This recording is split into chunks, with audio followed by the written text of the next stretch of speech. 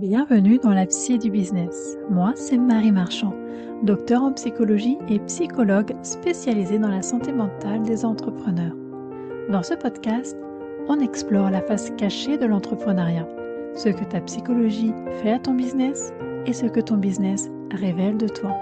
La Psy du business, là où le business rencontre la psychologie. Il est 22 heures, tu es couché. Et au lieu de t'endormir, tu fais le bilan de ta journée de repos. Est-ce que j'ai vraiment décompressé aujourd'hui? Est-ce que, cette balade, a suffi? Est-ce que j'ai assez dormi cette semaine pour être en forme lundi? Est-ce que j'ai, bien fait mes activités sportives, pour, être en meilleure santé? Peut-être même que tu regardes une application. J'ai vu dernièrement d'ailleurs qu'il y avait des applications pour ça, avec des montres connectées. Peut-être que tu essaies de déterminer ton score de sommeil, ton pourcentage de récupération. Et voilà, ton repos vient d'obtenir une note. Alors on appelle ça prendre soin de soi, prendre soin de sa santé, OK, se reposer, écouter, son corps, ses besoins, ralentir, OK.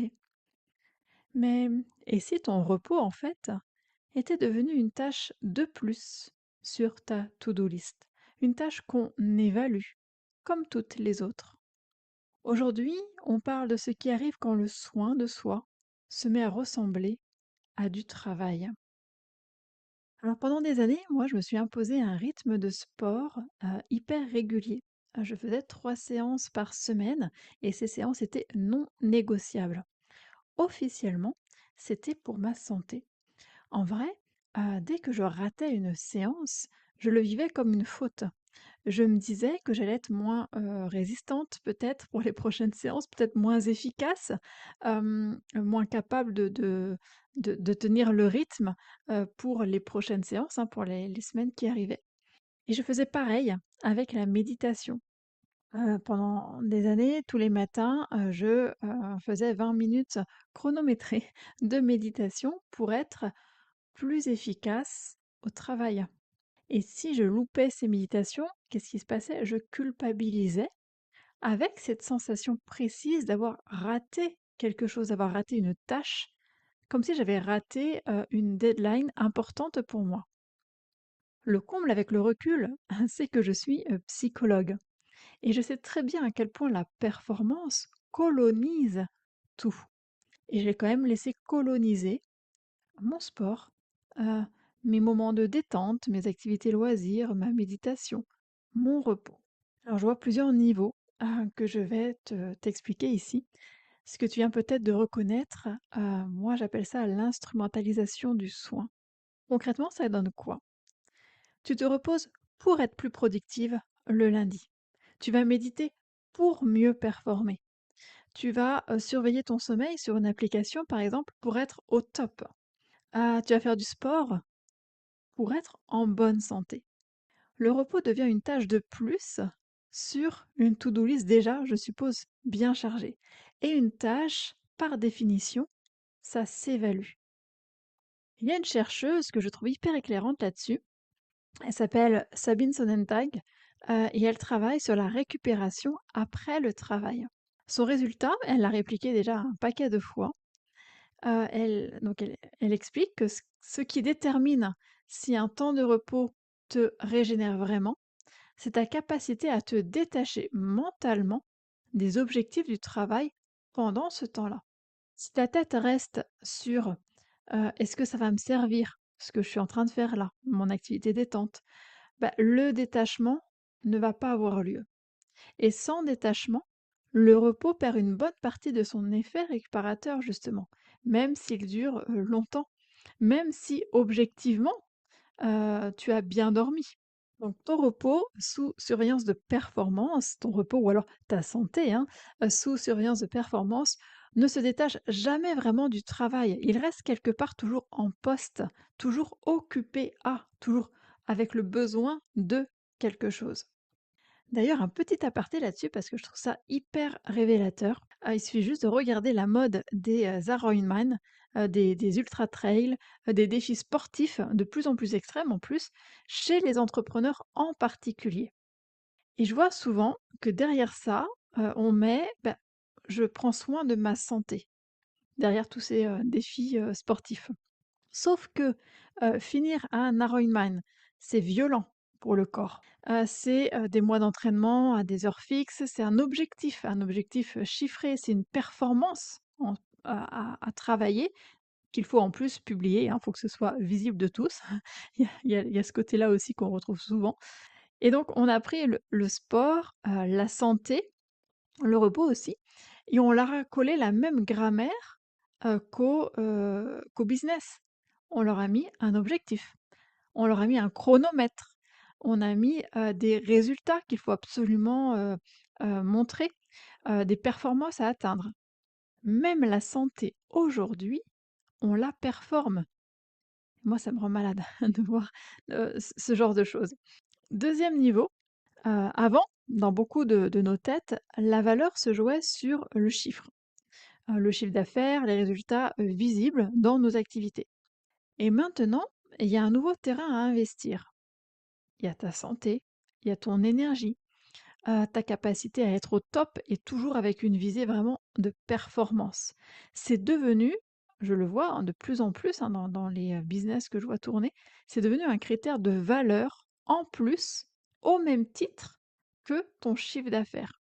Le juge a changé de critère, mais en fait, il n'a pas vraiment quitté la pièce. Troisième niveau que je vois, et là on va remonter loin, on remonte jusqu'aux Romains en fait. Hem, En latin, le mot pour désigner le travail, les affaires, c'est negotium. Nec osium. Littéralement, ça veut dire la négation du repos. Et le mot osium, lui, désignait le temps libre, la réflexion. Et à l'époque, c'était plutôt le côté, oui, réflexion, la vie de l'esprit, du mental. Et pour les Romains, c'était otium qui venait en premier. C'était vraiment ça le vrai lieu de la vie. Et le négocium, c'était ce qui s'imposait quand on n'avait vraiment pas le choix. On devait travailler parce qu'on n'avait pas le choix. Et Sénèque a beaucoup écrit là-dessus. Et pour lui, l'osium, le vrai osium, le vrai repos, n'avait besoin d'aucune justification par ailleurs. C'était une fin en soi. Nous, on a inversé ça complètement. On a fait du négocium la norme et de l'osium ce qui doit désormais se justifier.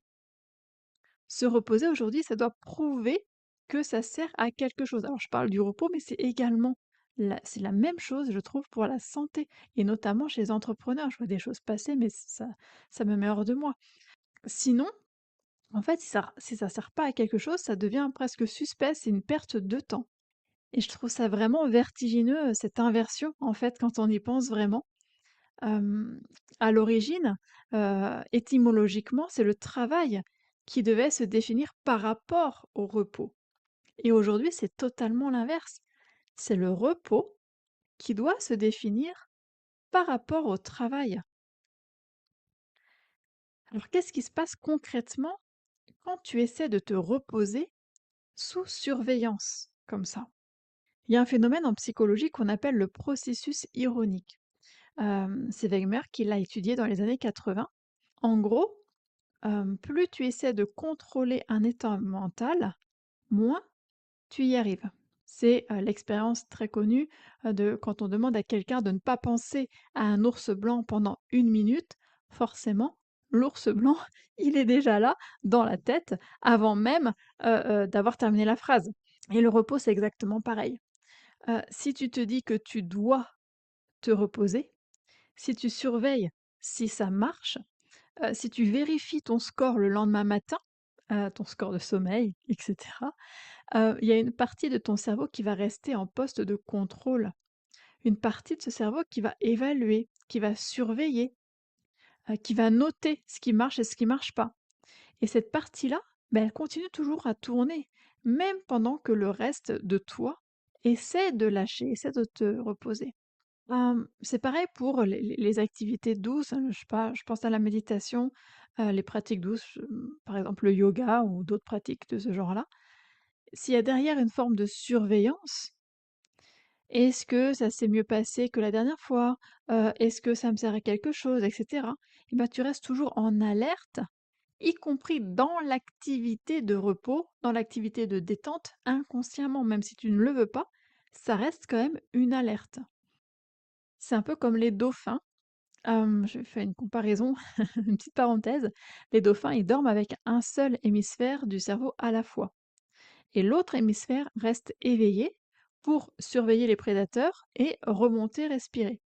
Donc c'est jamais les 2 hémisphères en même temps et ton repos qui est sous surveillance ou ta santé qui est sous surveillance, hein, tes activités, loisirs qui sont sous surveillance, c'est exactement la même chose. Il y a un hémisphère qui se repose, l'autre, il reste en veille, il reste à guetter la performance.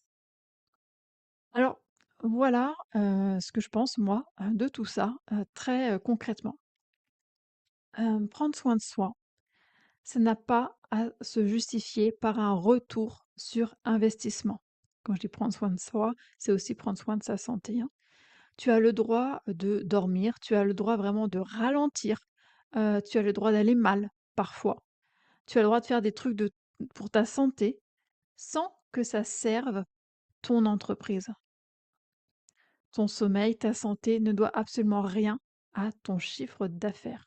Et il y a une dimension de tout ça qui m'est vraiment, particulièrement, hors de moi, en colère, hein, pour être vraiment honnête.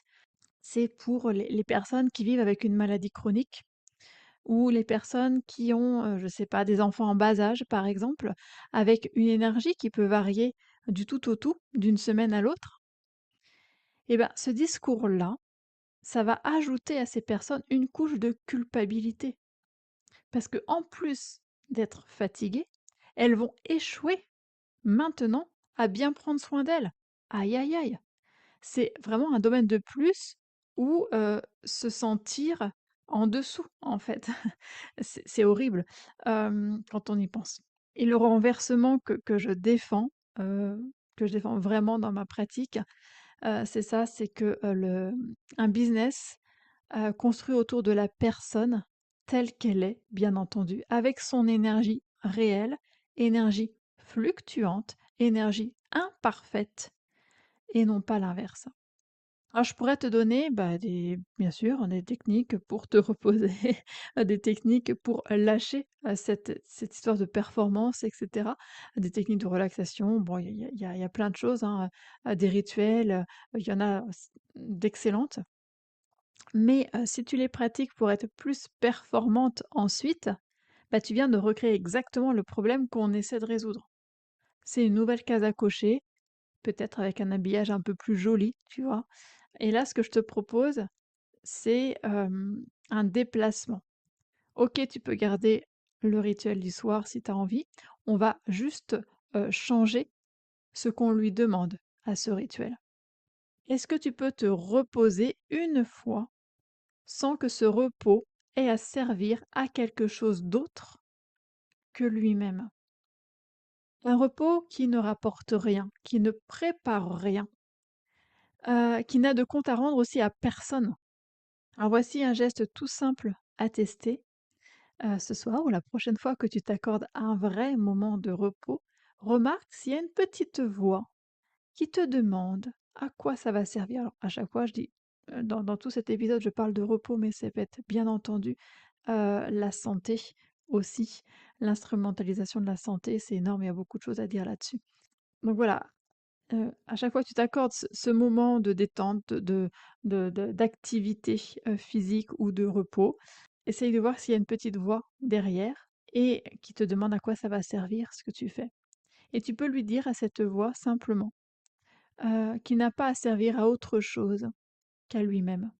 Tu n'as rien à changer d'autre, juste à recadrer cette voix une fois déjà, c'est déjà beaucoup.